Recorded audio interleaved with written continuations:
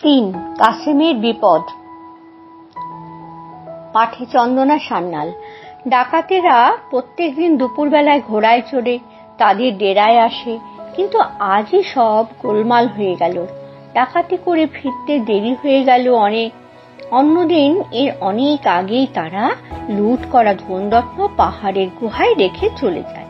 আজ অনেক দেরি করে এলো, আর তাতেই ঘনিয়ে এলো কাসেমের বিপদ। গুহার পাথরের দরজা খুলছে দেখে কাসেমের মন আনন্দে আশায় ভরে উঠল। এবার সে মোহর নিয়ে পালিয়ে যেতে পারবে। কিন্তু এ কি, দলে দলে ডাকাতরা গুহার ভেতরে ঢুকতে লাগলো। চেহারা আর সাজ পোশাক দেখে কাসেম বুঝতে পারলো এরা ডাকাত ছাড়া আর কেউ নয়। তার বুক কাঁপতে লাগলো ভয়ে। কি করবে বুঝতে না পেরে সে মোহর ভর্তি বড় বড় থলেগুলির পেছনে লুকিয়ে পড়লো। ভাবলো দেখা যাক কি হয়। সে থলেগুলির আড়াল থেকেই দেখলো ডাকাতরা আরো টাকা আর মোহর এনে থরে থরে সাজিয়ে রাখছে। হঠাৎ তারা দেখতে পেল একটা লোক মোহর ভর্তি থলেগুলোর পেছনে উবু হয়ে বসে আছে। অমনি তারা চেঁচিয়ে উঠল, কে কে? কাসেম দাঁড়িয়ে রয়ে পড়ল। তারপর ছুটতে দরজা দিয়ে বেরিয়ে যাবার জন্য দিল ভোঁ দৌড়। কিন্তু দৌড়ে কোথায় যাবে? ডাকাতরা ছুটে গিয়ে তাকে ধরে ফেলল। বল্লমের খোঁচা মারতে মারতে মেরেই ফেলল তাকে। তারপর সেই মরা দেহটাকে ছুঁড়ে ফেলে দিল গুহার একধারে। ডাকাতরা দেখতে পেল অনেক মোহরের থলি খোলা। বেশ কিছু মোহর এলোমেলো ভাবে ছড়িয়ে পড়ে আছে চারধারে। কয়েকটি নতুন থলিতে মোহর ভর্তি করা হয়েছে। এসব যে ওই লোকটারই কাজ তা ডাকাতদের বুঝতে আর বাকি রইল না। ডাকাতরা ভাবতে লাগলো, এই অচেনা লোকটা কিভাবে এই জায়গায় খবর পেল, এখানে ঢুকলোই বা কেমন করে? অনেক বিচার বিবেচনা করে তাদের মনে হলো এই লোকটা দরজা দিয়ে ঢোকেনি, কারণ দরজা খোলার কৌশল অন্য কেউ জানে না। লোকটা হয়তো গুহার উপর দিয়ে যে ফাঁক আছে সেই জায়গা দিয়েই ঢুকেছে। তবে অত উঁচু থেকে সে নিচে নেমে এলোই বা কিভাবে?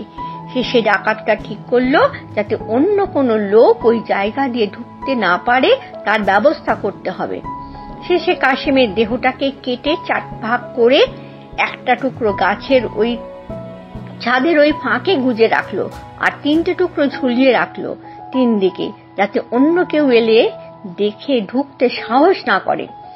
ওদিকে কাসেমের বউ সখিনা বিকেল থেকে ঘরের দরজায় কাসেমের জন্য পথ চেয়ে বসে আছে। রাত হয়ে আসছে, তবু কাসেম ফিরছে না। হয়তো তার কোনো বিপদ ঘটেছে। বসে থেকে থেকে অধীর হয়ে সখিনা আলী বাবার কাছে গিয়ে সব কথা বলল। আলী বাবা বলল, এর জন্য ভাববার কোনো কারণ নেই। নানা কাজে হয়তো দেরি হতে পারে। এত সোনামোহর নিয়ে আসবে, পথের লোক দেখে ফেললে যদি বিপদ ঘটে, তাই হয়তো রাত করে বাড়ি ফিরবে। আলী বাবার কথায় সখিনা কিছুটা শান্ত হলো, তবু ঘরের দরজায় বসে রইল পথের দিকে তাকিয়ে। দেখতে দেখতে রাত কেটে গেল, তবু কাসেমের দেখা নেই। এবার সখিনা কান্নাকাটি করতে লাগলো। সখিনার কান্না শুনেই আলী বাবা বুঝতে পারল তার দাদা ফিরেনি। তখন আরো খুব ভাবনা হলো আলী বাবার। তবু সে কাসেমের বাড়ি গিয়ে সখিনাকে নানাভাবে প্রবোধ দিতে লাগলো। তারপর বলল, আমি নিজেই দাদার খোঁজ করতে যাব। নিজের 2টি গাধা নিয়ে কাঠ কাটবার ছলে আলী বাবা জঙ্গলের দিকে রওনা হলো। ভাবলো কাঠ কাটাও হবে, দাদার খোঁজও করা হবে। আলী বাবা পাহাড়ের গুহার কাছে গিয়ে দাঁড়ালো। চারিদিক তাকিয়ে কাসেমের 10টি গাধারও একটিকেও দেখতে পেল না। গুহার দরজার কাছে রক্তের দাগ দেখে তার মনে ভয় হলো। তাহলে কি ডাকাতরা তার দাদাকে মেরে ফেলেছে? তবু কি হয়েছে তা জানবার জন্য আকুল হয়ে উঠল আলী বাবা। ভিতরে যেতে হবে। সিসেম ফাঁক বলতেই পাথরের দরজা খুলে গেল। ধীরে ধীরে ভিতরে ঢুকলো আলী বাবা। কিন্তু একটু এগিয়ে যেতেই চিৎকার করে উঠল, এ কি, ডাকাতরা দাদাকে খুন করে ফেলেছে! এদিকে ওদিকে ঝুলছে কাসেমের কাটা শরীর। কাসেম আলী বাবার ওপর যতই অবিচার করুক, দাদার ওপর আলী বাবার কোনো রাগ ছিল না, কোনো হিংসা ছিল না। তাই দাদার এমন শোচনীয় পরিণাম দেখে সে শোকে অধীর হয়ে উঠল। তবে শোকে অধীর হবার সময় তখন নয়। ডাকাতেরা হঠাৎ এসে পড়লে তার দশাও এমন হতে পারে। আলী বাবা তাড়াতাড়ি কাশেমের মৃতদেহের 4 টুকরো একটি বড় থলেতে ভরে গাধার পিঠে বোঝাই করলো। অন্য গাধাটার পিঠে চাপিয়ে দিল আরো 1 থলে মোহর। তারপর সেখান থেকে বেরিয়ে এলো। বাইরের জঙ্গল থেকে কিছু কাঠ কেটে থলেগুলির ওপর রাখলো। কেউ যেন দেখে মনে করতে না পারে নিচে মোহর বা অন্য কোনো মরা মানুষের দেহ রয়েছে। সন্ধ্যার পর কিছু পরে সে বাড়ি ফিরে এলো। সাকিনা যেমন কাসেমের জন্য দুঃখে অধীর হয়ে পড়েছিল, আমিনারও মনে তেমন একটি ভাবনা কম ছিল না। সে সারাদিন সাকিনার কাছে থেকে তাকে নানা রকম প্রবোধ দিয়েছে। আলী বাবার পথের দিকেও তাকিয়ে বসে আছে সারাদিন। কাসেমের কি খবর নিয়ে আসে কে জানে। আলী বাবা তখন ফিরে এলো। তখন এবার সখিনা ঘরের ভেতর চলে গেছে।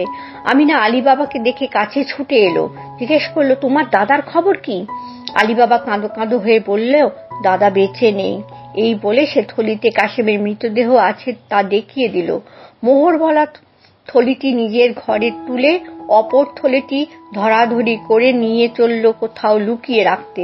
আমিনাকে বলল, সাবধান, কেউ যেন এইসব ঘটনার কথা না জানতে পারে, তাহলে বিপদ ঘটবে। মোহরের খোঁজে ডাকাতরা এসে হানা দেবে এখানে। কাসেম দাদা ডাকাতের হাতে মারা গেছে এ কথাই শুধু জানালো সখিনাকে। সে কথা শুনে সাকিনা ভেউ ভেউ করে কাঁদতে লাগলো মাথা চাপিয়ে। আলী বাবা তাকে থামিয়ে দিয়ে বলল, সাবধান, কান্নাকাটি করলে আরো বেশি বিপদ হবে। ডাকাতেরা এসে কেটে ফেলবে সবাইকে।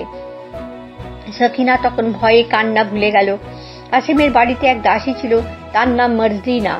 তার মতো চালাক চতুর মেয়ে সে সময় বড় খুব একটা দেখা যেত না। মর্জিনাকে আলী বাবা চুপি চুপি সব কথা খুলে বলল। তারপর বলল, কাসেম দাদা মারা গেছে এ কথা কাউকে এখনো বলা যাবে না, তাহলে নানা রকম কথা সবাই জানতে চাইবে। মর্জিনা কাসেম ও সাকিনার বড় অনুগত ছিল। কাল সারাদিন ও সারা রাত কাসেম বাড়ি ফেরেনি বলে সেও ভেবেছিল মনিব কাসেম বিপদে পড়েছে, কিন্তু এমন ভয়ানক বিপদের কথা সে ভাবতেও পারেনি। তাই সে দুঃখে কেঁদে উঠল। আলী বাবা বলল, দেখ মর্জিনা, এখন কাঁদবার সময় নয়, আমাদের সামনে ভয়ানক বিপদ।